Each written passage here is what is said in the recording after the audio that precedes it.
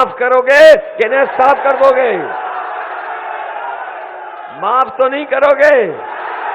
बताओ, साफ कर दोगे? और हमारे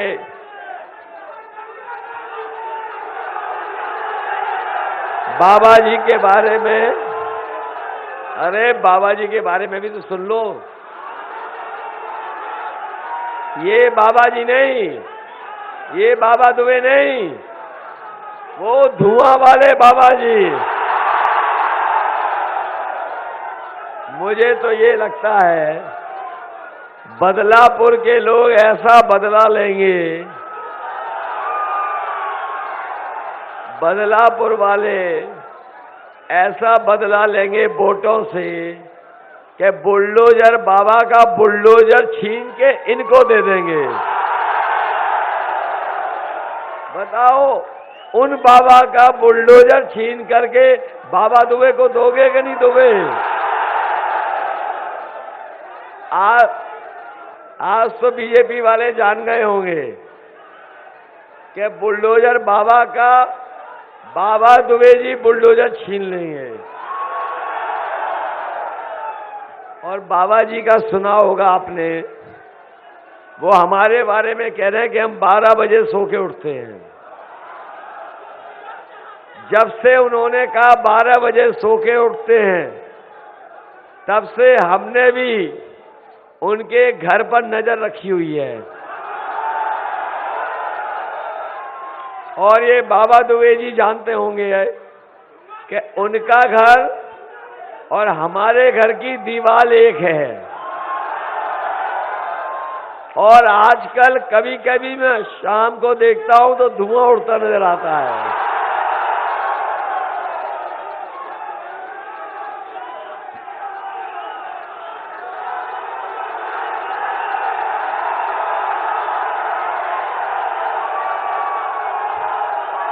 और मुझे तो ये लग रहा है कि बदलापुर की ये जन समर्थन देख करके अब बाबा जी जो लखनऊ वाले वो सो नहीं पाएंगे।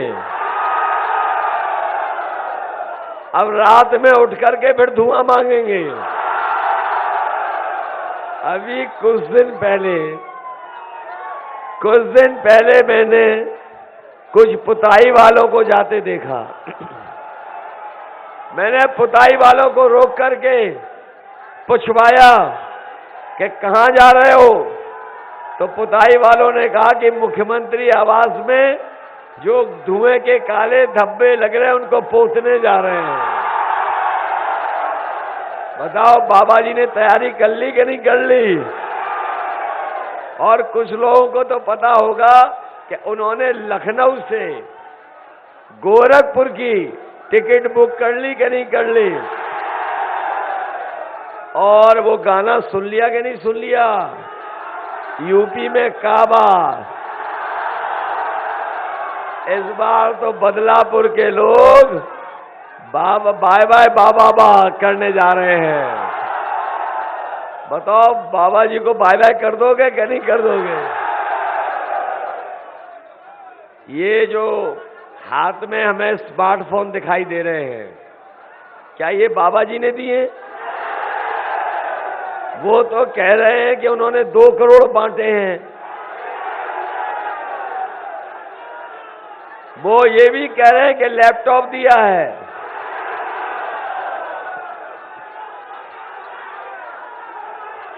मुझे ये लग रहा है बदलापुर में इसलिए नहीं दिया क्योंकि बाबा जी खुद चलाना नहीं जानते। अगर वो चलाना जानते होते तो इसकी जरूरत को समझते, इसके आज के समय पर जरूरत क्या है वो समझते। आज के समय पर मोबाइल से, इंटरनेट से, कंप्यूटर से बहुत बड़े पैमाने पर कारोबार हो रहा है। लोग नौकरी का अपना कामकाज इसी से कर लेते हैं। इसलिए समाजवादी पार्टी ने तय किया है कि हमें अगर पॉलिटेक्निक, ITI या इस क्षेत्र में अगर हमें बढ़ावा देने के लिए ITI पॉलिटेक्निक में नए कोर्स भी चलाने पड़ेंगे, तो पॉलिटेक्निक ITI बनवा करके नए कोर्स चला करके अपने नौजवानों को 22 लाख IT के क्षेत्र में रोजगार दिलाने का काम करेंगे।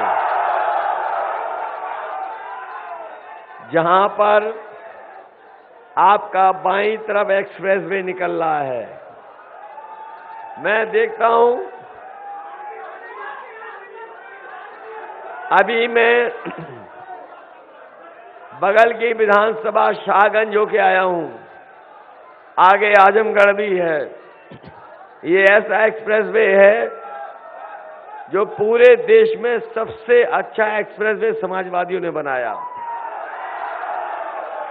और अगर समाजवादी लोग इस तरह का एक्सप्रेसवे नहीं बनाते तो हमारे देश के प्रधानमंत्री भी अपना हवाई जहाज लेकर के उस सड़क पर नहीं उतर पाते।